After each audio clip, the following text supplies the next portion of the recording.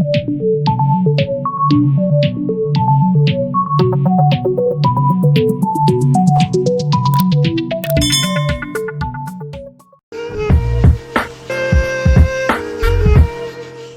let failure ever stop you. You know, use your brain, use your creativity. For example, look at Slack. You know, that thing came out, and that was a complete failure.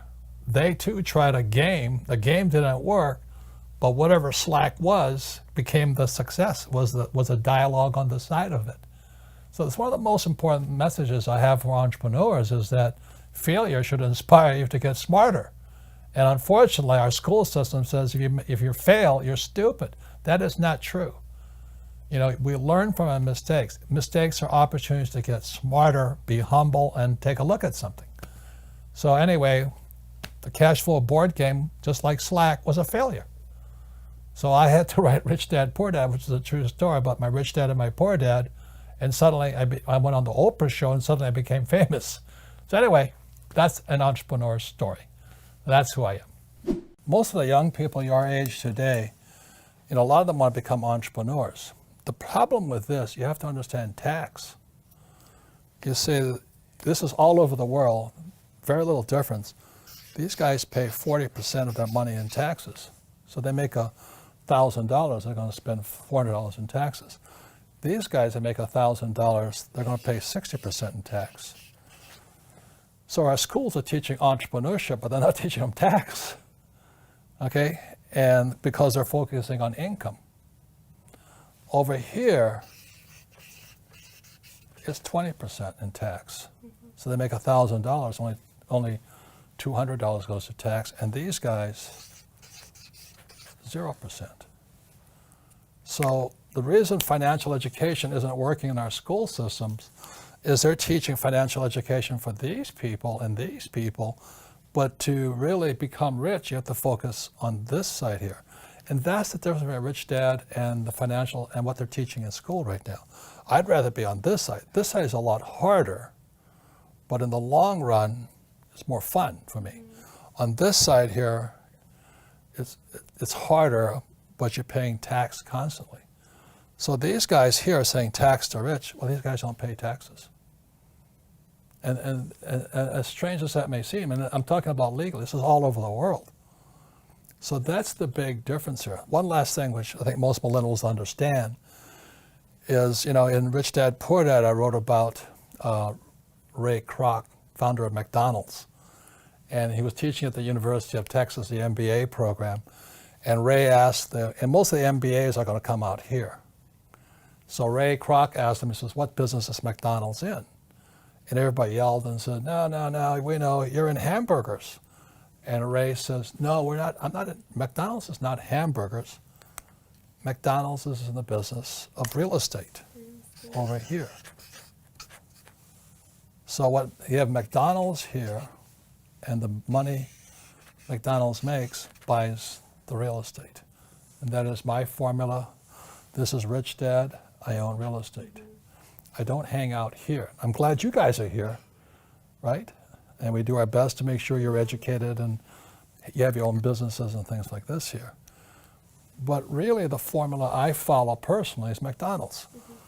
We have education company that buys real estate, which means we make a lot of money, pay 0 taxes, legally. The difference is when I left my high pay, so I got a job with Xerox. So that's the last job I ever had. So when you look at the cash flow quadrant here, ESBI, here I was, okay? And I was making a lot of money at Xerox. Yeah. I went to Xerox for one thing, not the money. I worked at Xerox because I had to learn how to sell. Because entrepreneurs have to learn how to sell. So I was preparing for this quadrant here. Yeah. But I was really preparing for the big business quadrant.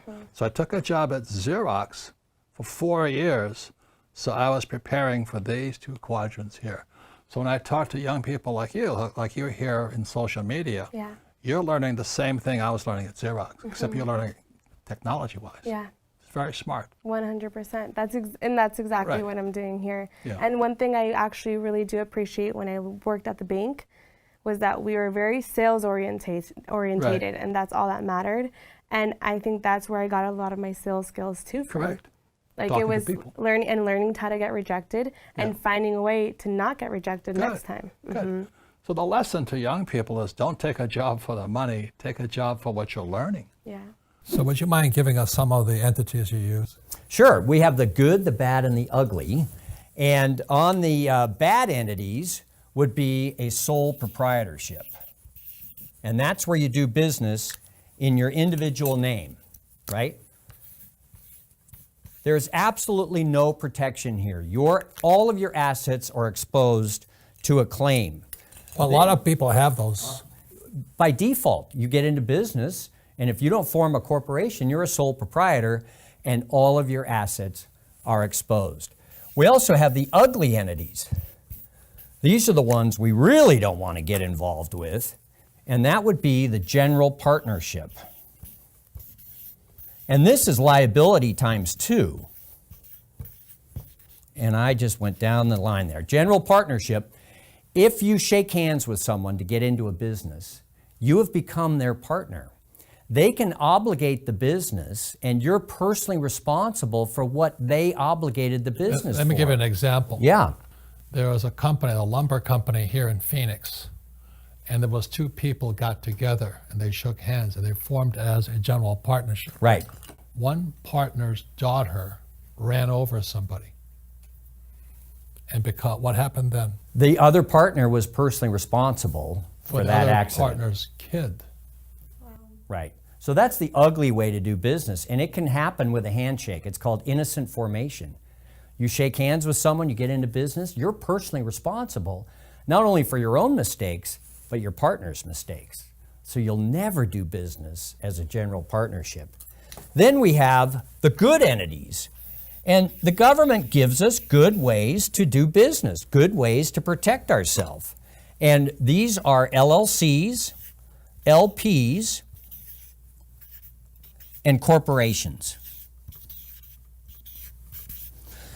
These are the good ones. LLC stand for limited liability company. Limited partners, LP stands for limited partnership.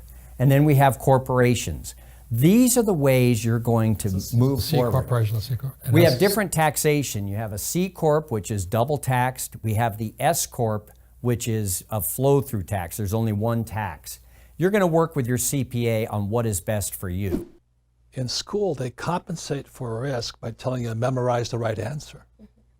So in other words, these kids leave, young people like you, leave school thinking, oh, if I know the right answers, then there's no risk. And it drives old guys like me crazy. Because everybody's talking about millennials. What's wrong with them? You know, millennials are the most highly, in many ways, the most highly educated generation in history. They have the cell phone. They didn't get educated in school. They got educated on social media, on the cell phones. They know all the answers, but they're afraid of doing anything. Yeah. You know, the biggest complaint about my generation is millennials know all the answers, but they can't do anything. And the reason they can't do anything is because you might hurt somebody's feelings, you might make a mistake, you know, and that just keeps you guys just trapped in this little box here. Yeah. So that's one of the reasons I think millennial money is such an important point here, because if you're going to come into my world, old guy's world, or the information age, you've really got to understand what is risky and what is not risky. And in my world, if you play it safe, that makes you stupid. Because if you don't take risks, you don't get smarter. Yeah. You know, so you may know the answer, but you can't do anything. Yeah. And one of the best things I had is I went to military school, then I went to flight school. I had such great teachers, you know. All of them could fly. You know, so my flight instructor could fly. What a novel idea. You know, a flight instructor can fly. But when I was in high school, most of my teachers were terrified. They're all cowards, you know, job security. Don't make mistakes. Just memorize the right answer and you'll be safe. And that's why most school teachers aren't rich. Yeah. And they teach that to your generation Yeah. today.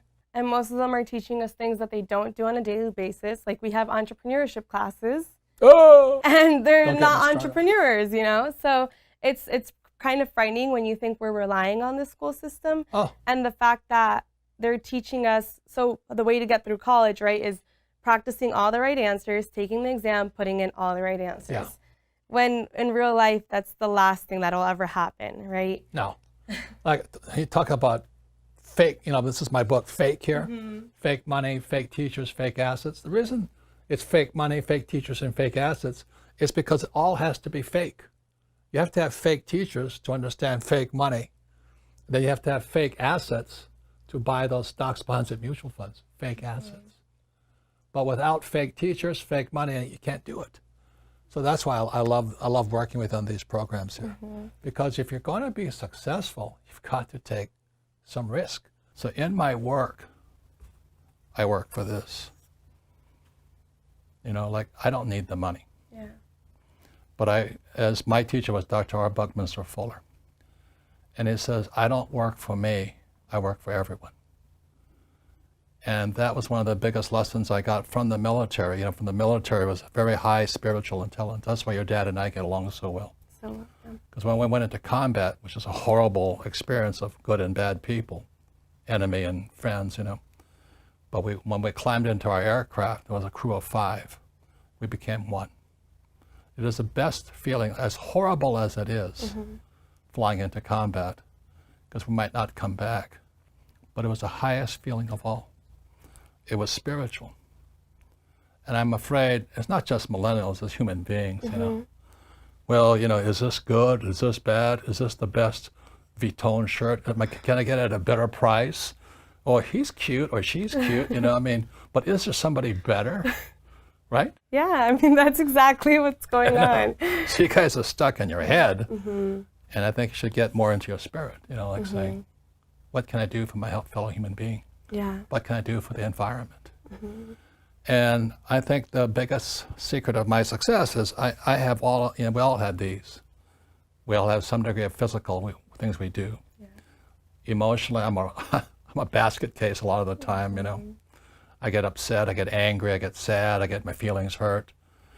And I'm always, this is good, this is bad, this is, you watch politics, it's all good and bad, it's a bunch of BS. But what keeps me going is this. And it's